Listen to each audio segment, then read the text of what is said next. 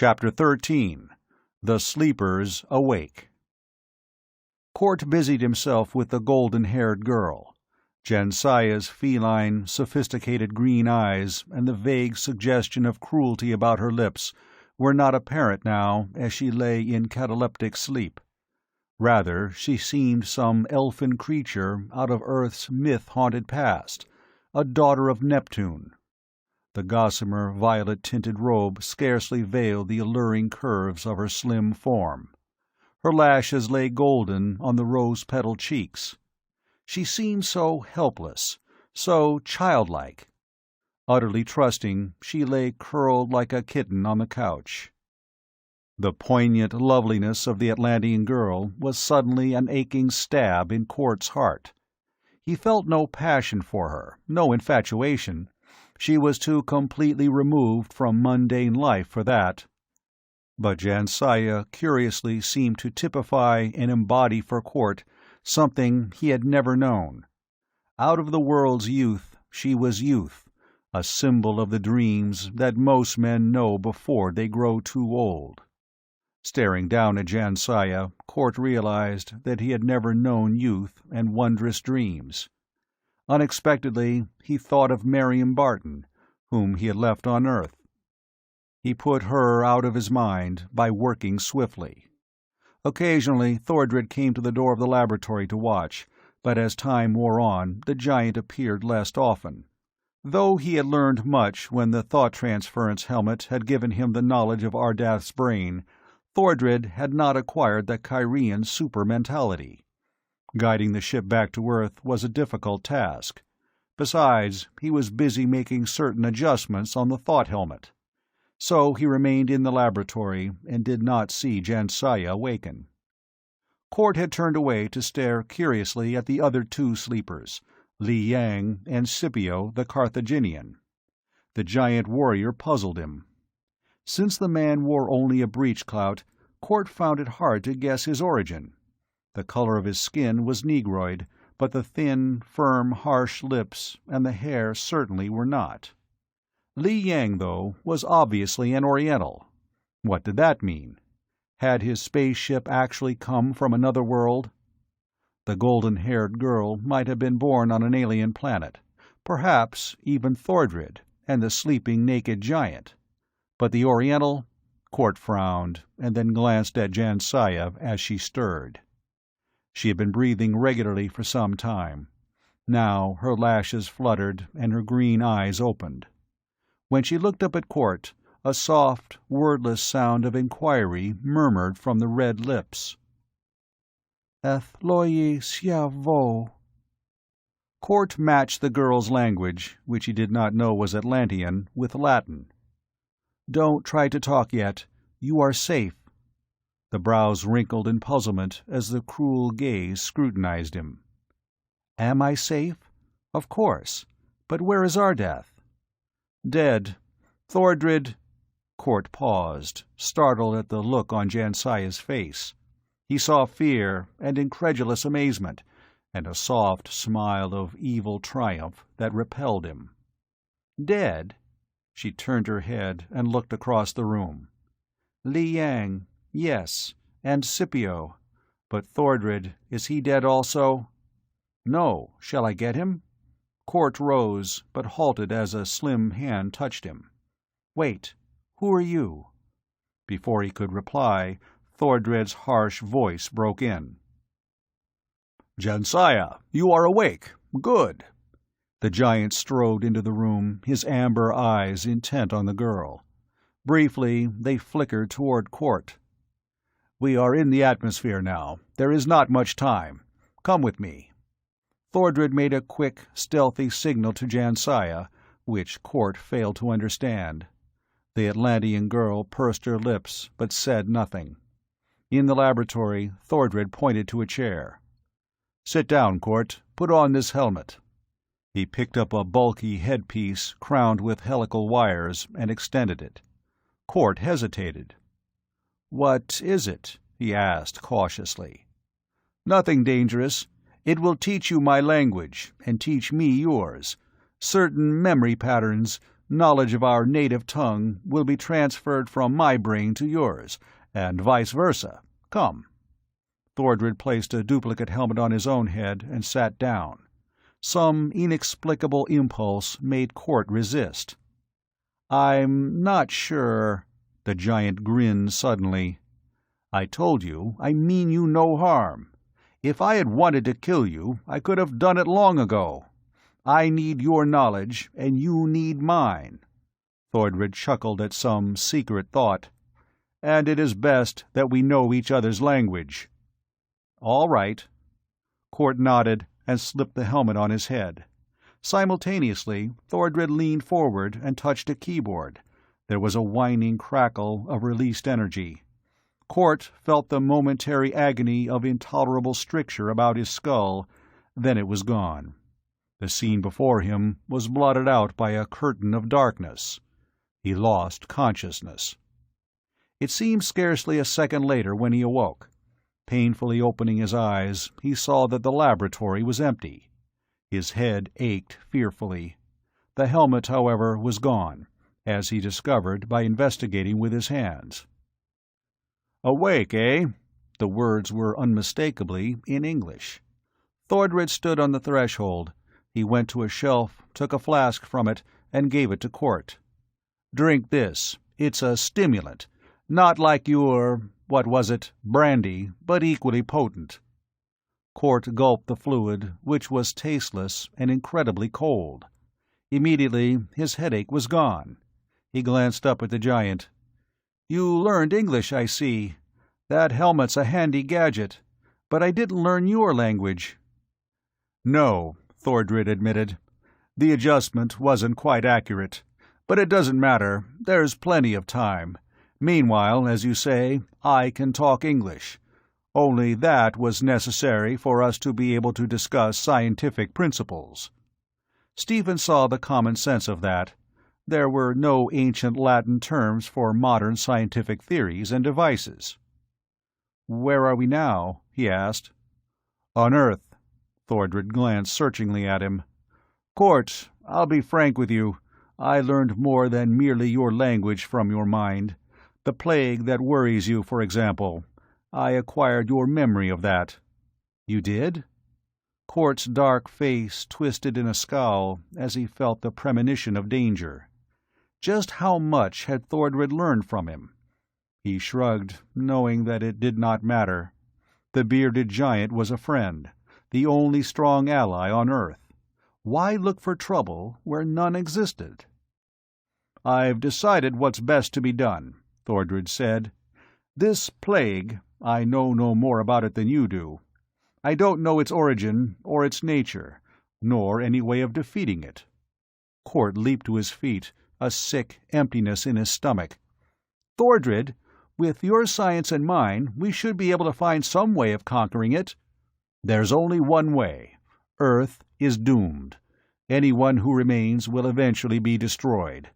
But this is a spaceship, Cort, and it isn't necessary for us to wait for destruction." With a lifted hand, Thordred forestalled interruption. "Wait. There are other planets where life is possible, where the plague doesn't exist. We can carry from 50 to 70 passengers, men and women. That will be enough to start a new race and civilization on another world." "No!" Cort scarcely knew he spoke. "You mean go off and leave the world to doom?" "What good would it be to stay? We'd merely guarantee our own destruction. You're a strong, intelligent man, Cort, the sort of person I want in the civilization I shall build. That's why I did not kill you." Cort's eyes narrowed. There was a dead silence. Thordred's chill glance did not falter.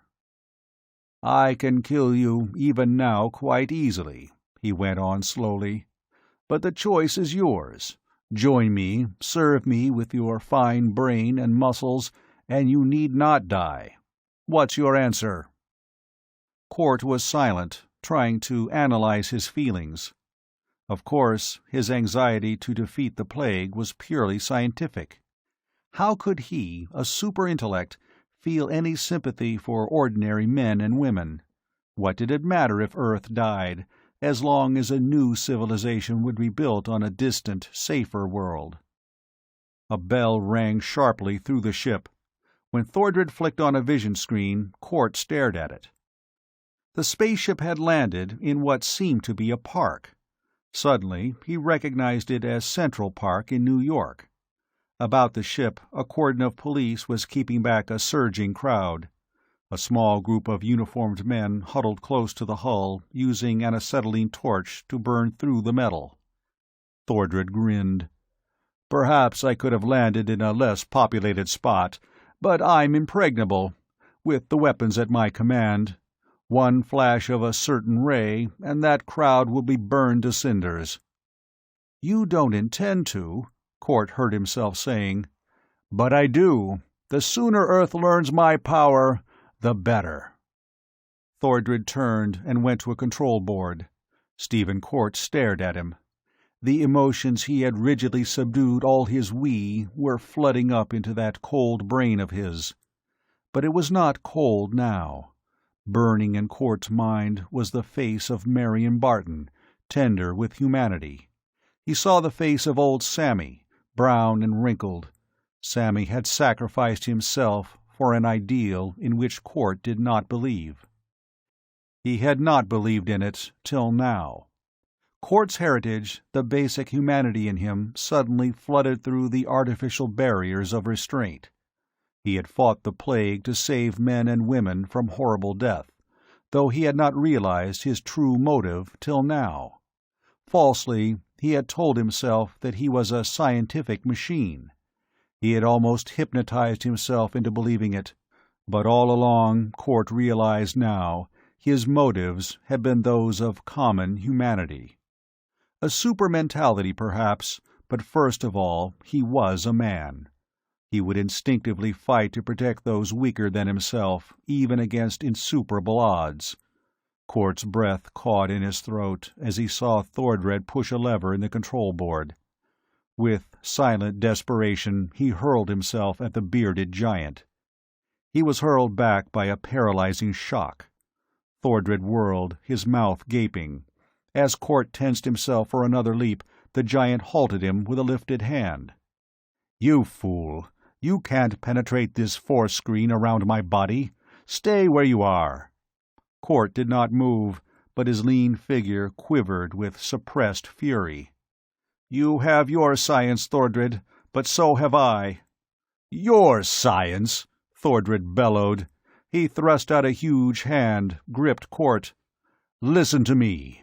I told you I learned more from you than your language. That was true. I drained your brain of all the knowledge it held. Your memory is mine now." Cort went sick as the import of the word struck home. His gaze went from Thordred's face, moved swiftly about the laboratory for some weapon. But the apparatus was utterly unfamiliar to him. Yet it had to be based on rigid scientific principles that would be the same in any universe. Cort's mind worked with frantic speed, trying to find some coherent pattern. Levers, buttons, wiring, transparent tubes, each one had its definite part. On one panel, several red lights were flashing on and off. Below each light, Cort recognized what must have been push-buttons. There were two possible answers. Either the switchboard had some connection with Thordred's death ray, of which he had spoken, or else it was part of an alarm system. It was probably an alarm system, since Thordred was busy at another instrument panel. The police outside the ship were trying to burn through a port, and the red light was flashing. The button beneath that light, Cort decided, probably opened the door. His face was immobile as he shrugged, deliberately letting his shoulders droop despairingly. Thordred's mouth twisted into a triumphant grin. He half turned from his prisoner, and his hand touched the lever again. And then Cort sprang. Not at Thordred. He leaped toward the panel where the red light glowed. His finger stabbed out and depressed the button. Chapter 14. The Plague Strikes. Thordred's roar came too late. A burst of sound welled into the ship. Men were shouting, and footsteps tramped loudly on the metal floor of the airlock. Court sped to meet them. His hands lifted above his head, he was shouting warning. The skin of his back crawled with expectation of an attack. But Thordred did not pursue. Instead, there came a sizzling crackle from behind Court. Strong hands caught him, and he found himself in the midst of a group of police. He turned. Across the door of the laboratory, a veil of wavering light flickered. Court seized the arm of an officer to prevent him from moving toward the hazy glow. "Wait! That's dangerous!" "What do you mean? Who are you?" "Never mind that now. Shoot through that light, but don't go near it. You may be electrocuted." The leader of the group, a gray-haired, bulky man, stared. "I know you. You're Stephen Court. I've seen your pictures in the paper. What is all this about, anyhow?" Court swiftly noted the insignia of rank on the man's blue sleeve. "There's no time now, Sergeant. There's a killer beyond that light barrier. He's got to be stopped." "But we can't shoot down a man on your word." Court sucked in his breath, then his hand went out in a blurring motion. Grabbing a heavy revolver from one of the officers, he whirled and pumped bullets at the barrier of fire. Flame crackled and snarled. The bullets could not penetrate the barrier. Half melted, they dropped to the floor. The revolver was wrested from his hand. The sergeant eyed him in amazement, holding the smoking gun. "I tell you—" Court made a gesture of despair as he heard a low whine, rising in pitch and intensity, throbbing through the ship. He knew that Thordred was busy in the laboratory. He tried a new tack. "This ship may be blown up at any minute. Get your men out. Keep the crowd back." He hesitated, then pointed to the unconscious forms of the Chinese and the gargoyle-faced giant on their couches. "Get them out, too." Jansaya, the Atlantean girl, was nowhere in sight, and there was not time to search for her. The menace of explosion the sergeant could understand. He issued swift orders. His men swarmed out of the ship, carrying the cataleptic men. Court followed. He could not guess what Thordred would do now, but he suspected that the killer might loose his death rays on the mob.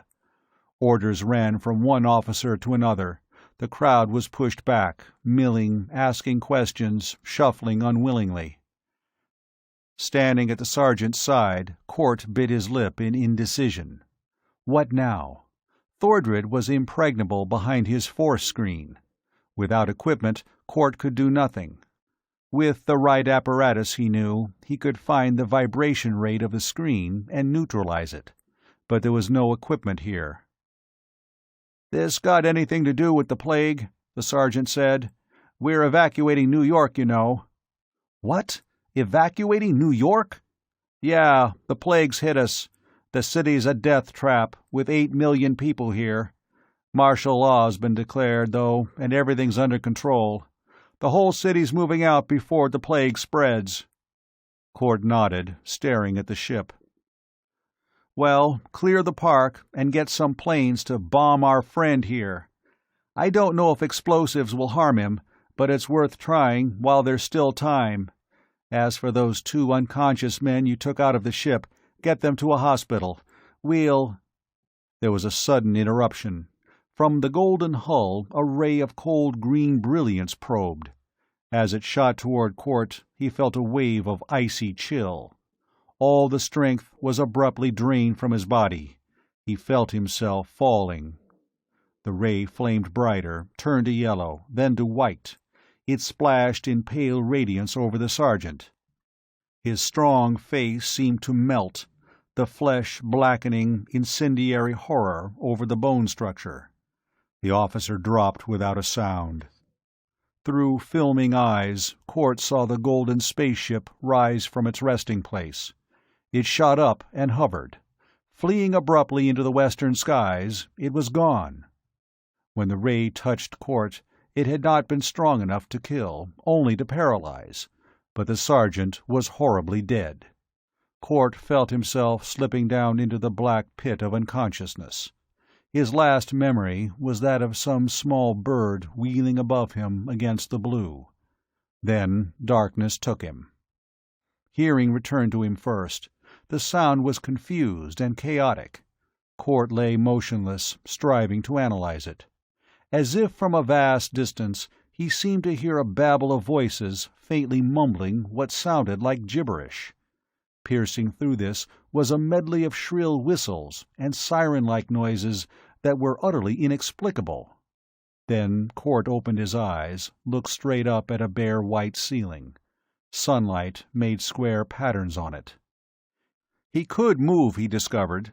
Without difficulty, he sat up, found that he was in one of a row of cots that ran down the length of a long room. He was in a hospital. Court's voice cracked when he cried out. He tried again, but roused only an echo. Wonderingly, he rubbed his chin and gasped in amazement. A beard? He must have been unconscious for 2 weeks at least.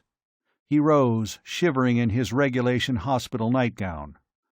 Though the windows were closed, the room was icy cold. Rocking weakly on his feet, Court looked around. The man in the next bed looked familiar.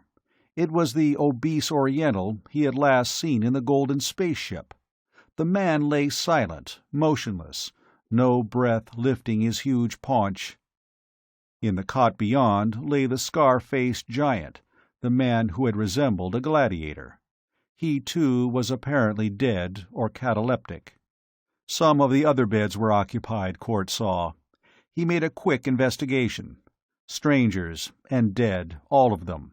Some had plainly died of starvation and thirst. The blankets in most cases were tumbled and twisted, and some of the bodies on the floor where they had apparently flung themselves. One grizzled oldster was huddled in a heap near the door, his skinny hand still outstretched for aid that could never come. The hospital must have been deserted. But what could have caused medical men to forsake their patients? Physicians do not break the Hippocratic Oath so easily. That meant the plague. His throat tight, Court stumbled to a table where a carafe of water stood. It was stagnant with long standing and half evaporated, but he gulped down a repulsive swallow. A folded newspaper on the table caught his gaze. Hastily, he folded the paper to the first page. Flaring headlines greeted him. Plague strikes New York. 20 carriers reported in Manhattan. Mayor orders city evacuated. Hastily linotyped columns gave the story. All over Greater New York, the plague had suddenly appeared. In Queens, Brooklyn, the Bronx, from Harlem to the Battery, the shining men, harbingers of weird death, had come into being. Thinking the invasion had arrived by way of Jersey and the surrounding area, the mayor had directed the evacuation to take place northward. But in the box labeled Latest News Bulletins, it became apparent that the infection was spreading with fatal speed. Among 8 millions of people, the plague ran like wildfire. Well, judging by his beard and the date of the paper, that had been 2 weeks ago. What was the country like now? Court went to the window and stared out. The bleak, snow-covered expanse of Central Park was far below. Small, irregular dark blotches lay on the whiteness. Were they bodies? Court found a telephone and jiggled the receiver impatiently. Not even the dial tone answered him. New York must be entirely deserted, save by the dead. Again he went to the window. This time he saw a shining oval of light, dwarfed by distance, gliding under the trees in the park. A carrier. Court knew he could not remain in New York. With a nod of decision, he glanced at the 2 motionless figures on the cots beside his own. Hastily, he began to gather equipment. He saw a use for the Oriental and the giant. He could not leave them here, frozen in cataleptic sleep, even if he did not think that their knowledge might prove valuable. He used heat, stimulants, and artificial respiration. The stimulants were easy to procure after a trip down the corridor into adjoining wards. It was harder to find adrenaline. Court had to break down a door before locating the drug, but finally he was ready. Electricity, rather than gas, supplied the hospital. He knew there would be no current now. Cort hesitated. Frowning, he stared out the window. He heard again the distant din that had awakened him, the faint hooting and the low mumble of far voices. Radios, of course. Innumerable radios had been left turned on when the evacuation had taken place, and they were still broadcasting. That meant there was still electricity. Relieved, Cort found heating pads and pressed them into place about his two patients. Little artificial respiration was necessary. Under the shock of the adrenaline, first the giant and then the Oriental stirred. They wakened almost together. Cort gave a gasp of relief. Till then, he had not realized just how much his fortnight of hypnotized slumber had weakened him. Despite slowed and retarded metabolism, he had not eaten nor drunk for weeks. Shivering, he sank down on a cot and watched his patient slowly and gradually awaken. There was so much to do.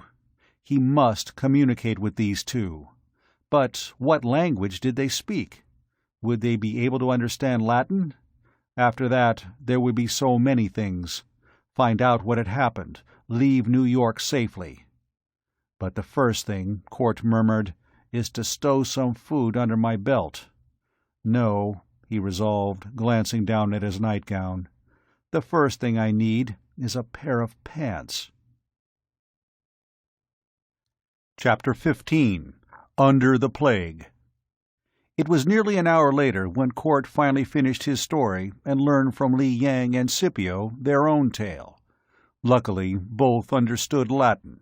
When Cort's knowledge of the language failed, he pieced it out in Greek, which Scipio knew. "I am familiar with all the tongues spoken around the Middle Sea, the Mediterranean," the huge Carthaginian stated.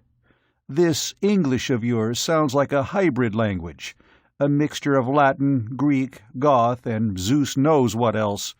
However, I will learn it. We had a saying that those in Helvetia had best do as the Helvetians do, though all they generally did was freeze." Scipio chuckled deep in his barrel chest. "We have a saying that jackasses bray at inopportune moments," said Li Yang blandly. "Therefore, hold your tongue, Scipio, while we make some plans." He sighed ponderously. "So, Ardath is dead, eh? Eheu, he was a wise man, and a good one. Also, I have lost my lute, so I grieve." "I scarcely knew Ardath," Scipio confessed, "though he saved my life, of course. But the nymph girl, Jensaya, I needed only a glimpse of her to lose my heart and soul." The gargoyle face twisted in pained memory. "What can we best do, Cort?" "Get out of New York. After that, we can make our plans. I want to get back to my laboratory. But first, well, come along." Cort rose and led the others into the corridor. Li Yang shivered as the chill wind rustled under his scanty gown. "The world has grown colder," he mourned. "Not even on the northern steppes did I feel such a knife-like blast." Cort was unavailingly pressing the elevator buttons. "Guess they're not working," he said wryly. "That means we'll have to walk all the way down. It'll keep us warm anyway. Watch out for any carriers." Scipio shook his head as the three hurried down the stairs. "I do not understand this plague. Civilizations change, of course. New gods and new magics spring up. But what you tell me of this plague smacks of the Vricrolocus, the vampire." The others had no breath for talking. Scipio continued to muse aloud as they descended. When they reached the street, though, he was the only one who was not panting. "Zeus, Apollo, Kronos, and Neptune!" he roared, staring up at the skyscrapers. "Surely the gods must have reared these buildings." "Did gods build the Nilotic pyramids?" Li Yan asked with breathless irony. "Men learn always, and always they build higher. But my poor toes will be frozen." He danced about grotesquely in the slush. "You are a hardy race, Court, to walk about in these skimpy togas." Court was glancing about swiftly. "Come in here," he said. He hurried toward a nearby shop. He had seen that the window was broken and a burglar alarm was clanging loudly from within. That explained the medley of noises he had heard from the hospital. Hundreds of burglar alarms, all over New York, were screaming. The mobs must have looted during their flight.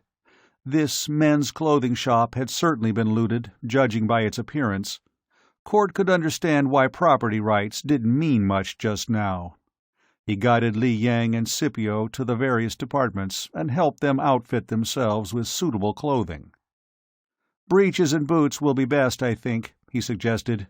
"We may have hard going. Pick out large-sized boots, or you'll blister your feet in an hour." It was difficult to find clothing that fitted the gigantic Carthaginian, and even harder to equip Li Yang, but at last the task was finished. Completely clothed, even to fleece-lined gloves, the three returned to the street. Now they needed food and drink. Down the avenue a little way was an automat. Court led them into it, pausing at the entrance to examine a motionless, shrunken body that lay there. It was the corpse of a man, emaciated and pallid, frozen rigid. It was oddly shriveled, which Court recognized as the stigmata of plague victims. Though the man had certainly been dead since the evacuation of New York, there was no sign of decomposition. "Draining of vital energy means absolute sterility. No germs or microbes. That's logical," Court muttered. "At least there would be no danger of a pestilence." He smiled crookedly. Pestilence. There was nobody to be harmed by it anyway. A radio in the automat was humming noisily. Court hesitated, still inhibited by a lifetime of conditioning. But he went to the change desk and appropriated a handful of nickels.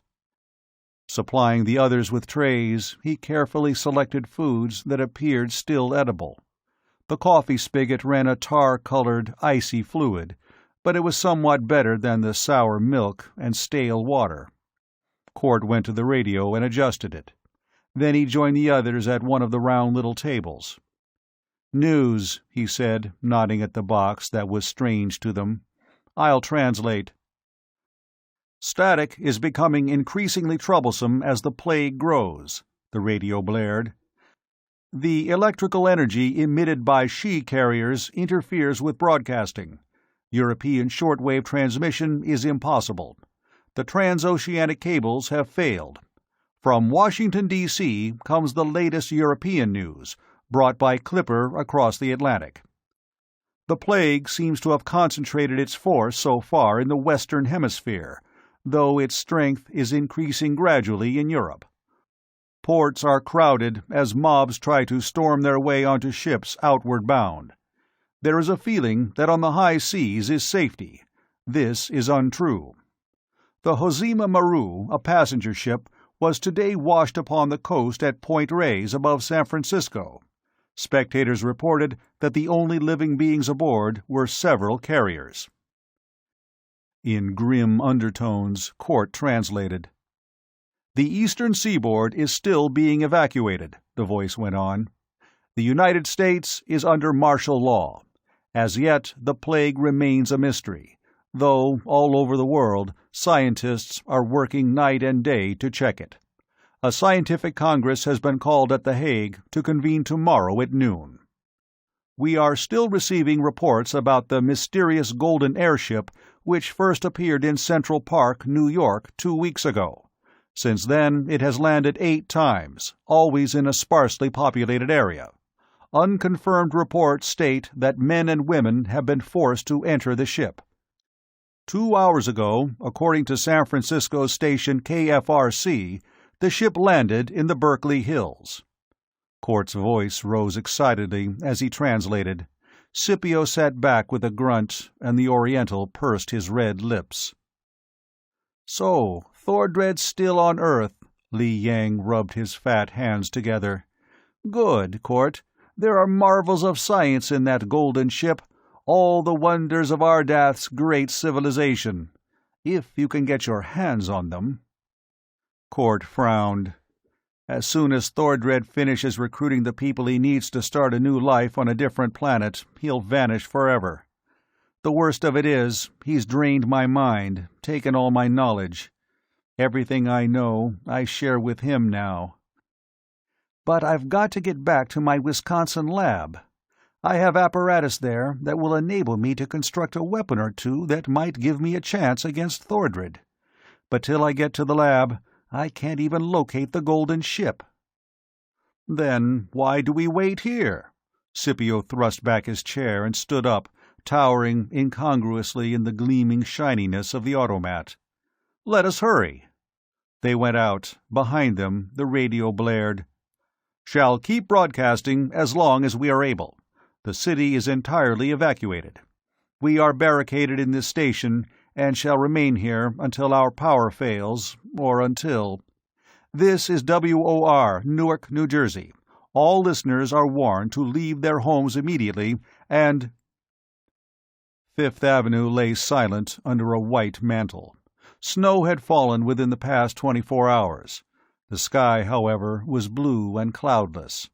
Singularly eerie was the silence that lay over New York, made more horrible by the mutter of radios and the distant jarring of alarms. These too would die when the power failed. There were bodies in the streets, most of them white mounded hummocks under the snow. Hundreds of automobiles had been wrecked. A huge bus lay on its side beside an overturned garbage truck. Twice they saw carriers, shining pallid ovals of glowing radiance, floating toward them. Each time, Cort led his companions into buildings, and through a roundabout course of passages and stairways that led them to safety. The subway might be safer, he mused, but there may be carriers down there, and the power's still on, of course. Cort did not mention his fear of the carnage he might discover underground. Yet, curiously, the plague had left little horror in its wake. It was far too fantastically unreal. The bombs and shrapnel of war would have left blood and ruin. But this— there was only white silence, and bodies that were less like corpses than cold statues of marble. "Here." Cort halted by a parked automobile. "No, there's no gas." He frowned, after a glance at the dashboard gauge. "Come on." Scipio was peering into a window. Abruptly, he kicked nigh, and the glass fell in clattering shards. The Carthaginian reached through the gap and brought out a cavalry saber in its scabbard. "It's light enough," he grunted, balancing the weapon in his hand. "But it's sharp. We may need this." He fastened it to his belt, while Li Yang was peering down the street. "Cort!" the Oriental called. "What is it?" "A carrier." "I see it." Swiftly, Cort guided his companions around the corner. They turned west from Fifth Avenue into 58th Street. Half a block down, they paused at sight of two more carriers coming toward them. Cort glanced around. On his right was a street blocked with a mass of automobile wreckage. The tower of Rockefeller Plaza rose into the sky. On his left was the entrance of an office building. But through the glass doors, Cort could see that the lobby was strewn with bodies, struck down as they tried to escape the onrushing plague. Cort wondered with a strange twinge of pity how many of them had been ready for death. Probably none. He came to himself abruptly. There was no time for philosophizing. The carriers were closing in upon them from both sides. Scipio pointed to the side street. "There, we can climb over." "Wait!" Cort's sharp command halted the others on the curb. "Here's a car!" A large black sedan was parked a few feet away. Two bodies lay near it, a man's and a woman's. The girl, scarcely more than a child, lay in a pitiful little huddle on the running board, her blonde hair whitened with snow.